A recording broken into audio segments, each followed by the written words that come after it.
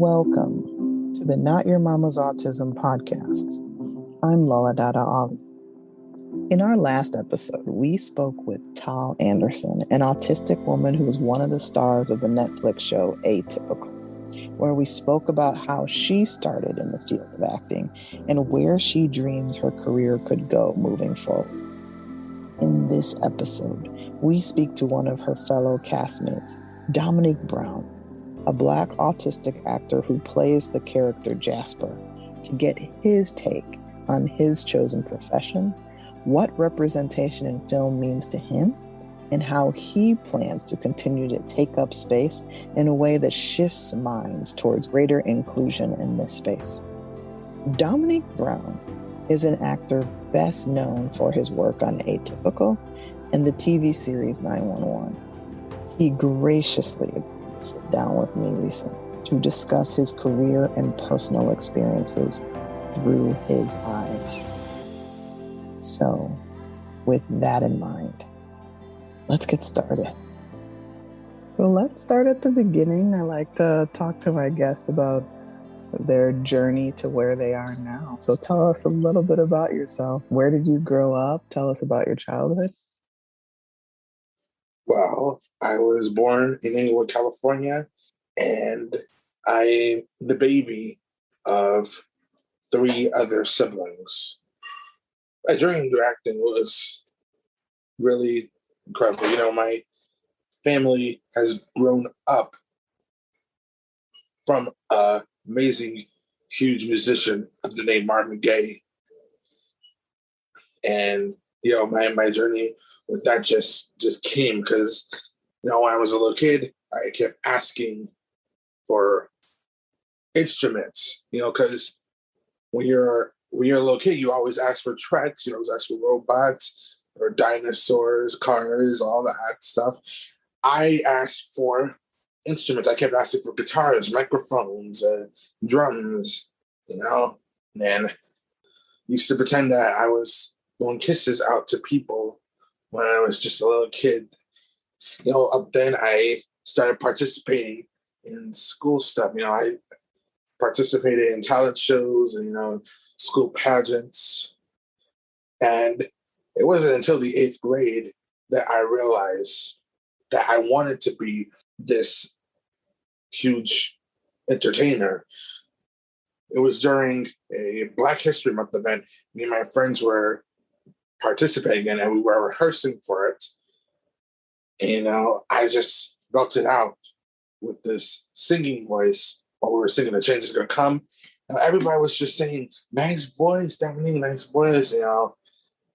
I mean, I think I'm very convinced that it was my classmates that at first discovered my ability to sing and act. So I decided to become a singer. I also wanted to act. So my mother, she works at the Santa Monica Playhouse in the attorney's building. And she had signed me up to do theater classes, summer and winter theater classes for the teen workshop project. And yeah, I participated in 2 of those that they were called Oops, Did That Again? And Growing Up 101. And then I had joined a theater program called the Miracle Project, which to this day is my 7th year with them. My acting journey has just gone really, really huge then, because that led me to great projects. Like I got to work with Dakota Fanning in this movie, Please Stand By. And that brought me up to the show Atypical. And I also appeared in an episode of 911. The episode is called Help Is Not Coming. And with Atypical, it's just been a great journey. You know, I was first just season 2 character, and are they gonna call me back or what? You know, I got called back, and to this day I'm getting response from many fans who had loved that show. You dropped so many nuggets. So let's rewind a bit. You dropped the name Marvin Gaye.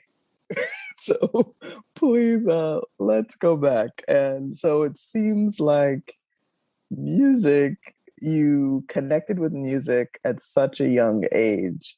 It sounds like it was almost inherent. You said when other kids were playing with toys, you sought out music. How was that fostered in your family? It sounds like it was encouraged if you're related to one of the greatest musicians of all time. So talk to us about your family, about how it was fostered. Were you encouraged to keep pursuing music and the arts? It sounds like you were, but I just want to hear more about that. Yeah, my uncle was really big then. He was the great uncle to me and the uncle to my mother, and she's my grandmother. He's my grandmother's brother. I definitely believe that I got some trademarks from him. Yeah, my parents always told me to keep forward with my dreams. Especially my father, rest in peace to him.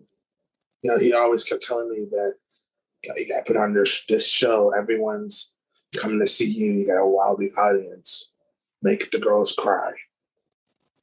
Tell us a little bit about the Miracle Project. You said you were involved with it now for 7 years. I did a bit of research about it. Did you come up through the Miracle Project, or do you just help with them and act as an advisor? At first, I was just a student with them, and I got through them through a bunch of friends of mine in school because some of them had to partake in the Miracle Project, and I just said, this sounds real cool. I think I should go out for it. And yeah, I at first started out in the summer program with the Teenage Drama Workshop. I wanted to fit in with them. And I did. I had wrote the song Dreamcatcher for my first show with them, which was called Join the Spectrum. And I'm somewhat part of the team because to this we've always kept. I always helped keep writing songs for them, and yeah, they had seen me as one of the leaders. So as of now, I'm part of the staff team, as where it seems to be. When were you first diagnosed with autism? For my diagnosis was age 3, but I did not know about it until I started going into my preteens. Like I didn't know like in 12, 13, 14. So your parents told you? I kind of pieced it together saying, wait a minute, is this because they were saying because I was like saying, wait a minute, am I in private school with autistic people? Am I autistic? I must be autistic.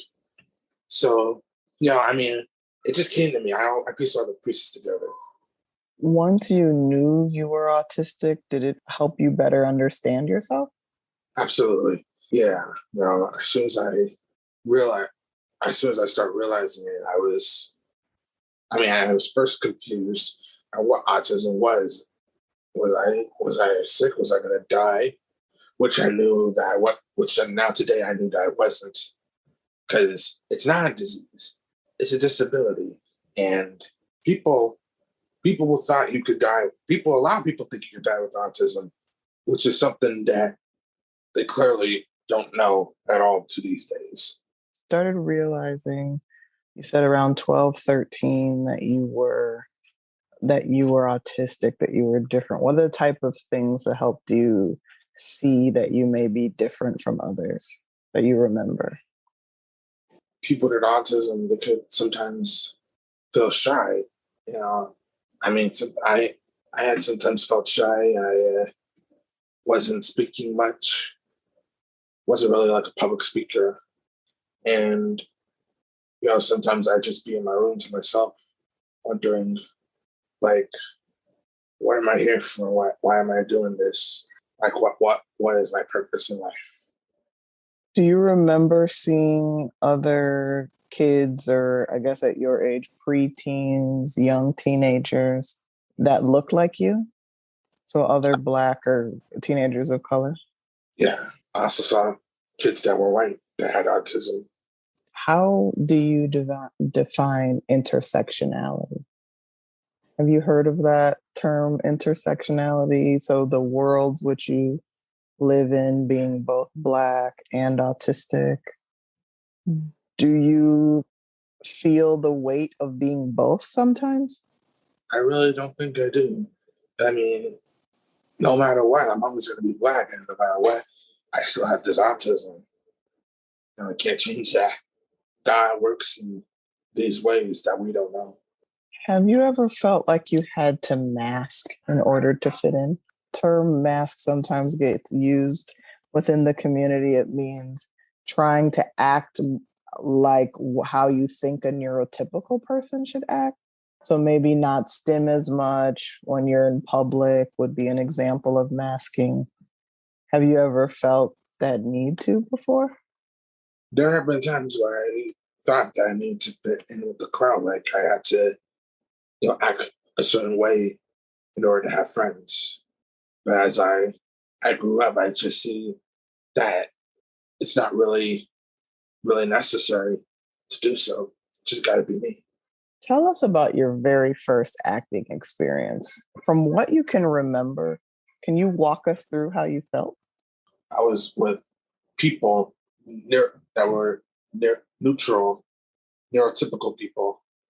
Because, like I said, I first started out in the Santa Monica Playhouse doing the teenage workshops, and they were all different from me because they weren't really they weren't me. They weren't autistic like me. But as time went on, they were just like great friends. They came out to be great friends. I liked being around them. It was just fun doing this show with with our visions going around. What do you like most about acting? I like being around people who enjoy that field, and acting, camera, and you also get to bring in memories. You're working with these people who you call a family. You never want to let go of them. That's a good lead in into Atypical, what you're most famous for. Tell us a bit about your audition, how you got the role. You mentioned earlier that you were just supposed to come in for season 2 and then you got a call back. So feel free to talk to us about that journey. It sounds really interesting. But mainly, I have auditioned, but I also got recommended by all these organizations, Spec Labs, and of course, Miracle Project. And Ed Asner's son, he recommended me for the show. I was like, wow, I'm going to do this. I'm going to audition for Atypical. And I auditioned for Jasper, but they also had auditioned me for another role who was supposed to be named Adam, which turned it into Amber since I simply got the role of Jasper. Are there any ways that Jasper, the character Jasper, is similar to real life Dom? Jasper has a good sense of humor, as do I do usually, and he's really good at helping Sam with his problems. And I in real life, I try to help people with their problems as much as I can. When you knew you were going to be playing this role of Jasper, how did you go about preparing for it? I'm also part of another program called a Spectrum Laboratory, which I mentioned, and one of the tutors there, one of the actual co-founders, Jason Weisbro, he had coached me and helped me into getting onto Atypical. And he said you gotta act like a certain way, you gotta act very positive to them, or you gotta do this, you gotta do that. No, he had it. And to this day, I always say that if it weren't for Jason for coaching me, I would have gone out into. As a Black autistic man, so through your eyes, how would you assess how autistic people and disabled people generally are currently portrayed in film and TV? There are a lot of disabled people out there getting jobs and roles, except autism. People aren't seeing autism the way we are. Because everybody thinks that autism is such a bad thing. They think we're people. They don't look at us like Down syndrome people or blind people or people that can't hear. They think we're weirdos. But they're just not understanding us. They need to just give us a chance. I like all the shows that are portraying people with autism, but you should also give us a chance and let us show you that we could do that we could be just like that person. We could be like Dakota Finn, or we could be like Sam, or we could be like Christian Wolf of The Accountant. So, with what you just said, if you had the funding to create whatever TV series or film you wanted to, Dom, what project would it be and why? I see you have a Marvel shirt on, so maybe that would be it. But what would be the type of project you would like to see out in the world? I would like to see one show that is comedy, one drama, and one a superhero show. So Atypical came to a close this year. The final season streaming now on Netflix. As you look to the next steps in your career, what are your dreams for the future? Maybe one day I could be on my own show, or like be in a movie. I would like to play like a superhero or a musician, or maybe a boxer. And who knows? Who knows? Maybe they'll give Sid and Jasper their own spinoff of Atypical. Whatever happens, the future, it's gonna happen. Anything is worth putting your mind to and achieving. That's why I voted. I want to ask you a couple more atypical questions that came to mind. I asked Tal this as well. What is your favorite episode that you're in? I think I like the season, an episode of season 3. It was episode 7, and there was a scene where Sam comes to this activity game night at the Delton Center. He's upset, and Jasper and Sid, they're playing this game of Battleship, and Sid keeps on beating Jasper. And at the same time, they were like, he tells his problems, they help him with his. And because Jasper gave Sam good advice, he was able to help Jasper at least beat Sid once. And Jasper just goes, "Ha! I suck at your battleship." What will you miss the most about the show?